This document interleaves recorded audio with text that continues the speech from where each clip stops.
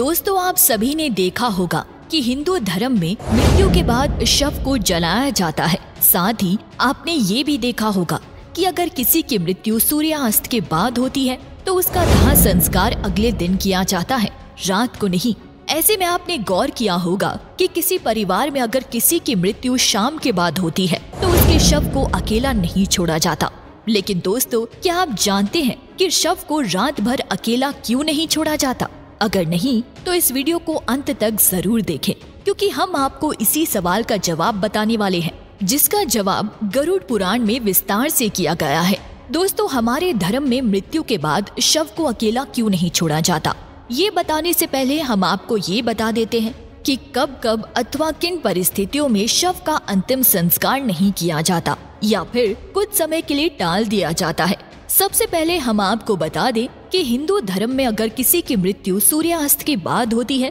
तो उसके शव को रात भर घर पर ही रखा जाता है और अगले दिन उसका दाह संस्कार किया जाता है। इसके अलावा अगर किसी की मृत्यु पंचक समय में होती है तो उसके शव को भी कुछ समय के लिए घर पर रखा जाता है और जब पंचक काल समाप्त होता है उसके बाद ही उसका दाह संस्कार किया जाता है, क्योंकि गरुड़ पुराण में बताया गया है कि अगर सूर्यास्त के बाद अथवा पंचक समय में किसी मृत शरीर का दाह संस्कार किया जाए तो उसे मोक्ष की प्राप्ति नहीं होती। इसलिए अगर कोई रात में मर जाए तो ऐसी स्थिति में लाश को लेकर शमशान घाट नहीं जाते और लाश को घर पर ही रखा जाता है। सुबह होने का इंतजार किया जाता है और ऐसे में मृत शरीर को एक भी पल के लिए अकेला नहीं छोड़ा जाता और कोई न कोई व्यक्ति हमेशा रखवाली के लिए मौजूद रहता है। मृत शरीर को अकेला नहीं छोड़ने का सबसे बड़ा कारण ये है कि अगर शव को अकेला छोड़ दिया जाए तो हो सकता है कि कुत्ते, बिल्ली जैसे जानवर उसे नोच खाए और गरुड़ पुराण की माने तो ऐसे में मृत आत्मा को भी यमलोक के मार्ग में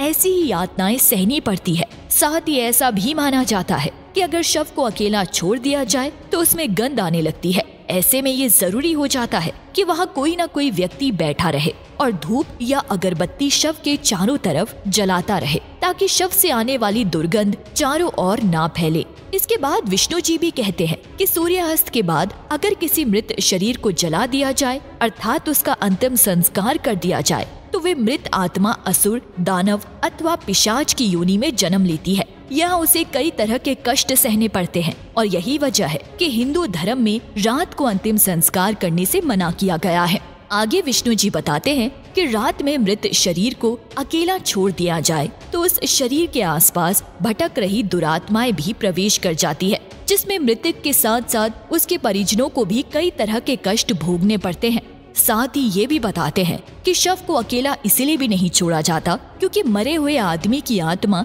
वहीं पर भटकती रहती है और अपने परिजनों को देखती रहती है। कहा जाता है कि इंसान की मौत के बाद शरीर आत्मा से खाली हो जाता है और इसी वजह से उस मृत शरीर में कोई बुरी आत्मा का साया अपना अधिकार जमा सकता है। और यही वजह है दोस्तों कि रात में शव को अकेला नहीं छोड़ा जाता और कोई न कोई इसकी रखवाली करता रहता है।